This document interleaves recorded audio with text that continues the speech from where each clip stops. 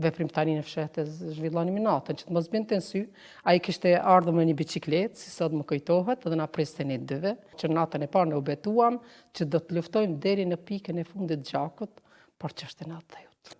Zonja Saime, e mban mend momentin e takimit me Kadrizekën, Po, momentin e e shumë mirë mend, ka qenë vera, dhe ai kishte ndaluar në gjysmë të rrugës, ishte natë, se zakonisht takoheshim natën, ne për veprimtarinë e fshehtës zhvillonim natën, që të mos binte në sy, ai kishte ardhur me një biçikletë, si sot më kujtohet, dhe na priste ne dyve.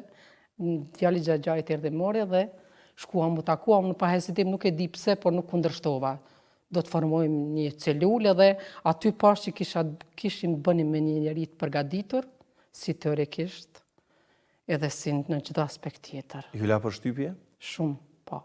Po, që natën e parë ne u betuam që do të luftojmë deri në pikën e fundit të gjakut, por ç'është natë jote. Ku u takuat? Në cilin vend? Ne jemi takuar nga shtëpia ime deri te Xhaxhai im, te shtëpia e Ismetit, ka pas një 2 kilometra. 2 kilometra. Në kilometrin e parë u takuam gjatë rrugës dhe pastaj mes rrugës. Mes shtëpisë juaj në Gjilan dhe shtëpisë djalit Xhaxhait juaj, që ishte diku mesi rrugës dhe Kadrizeka erdhi me biçikletë aty te vend takimi juaj. Po. Dhe më pas?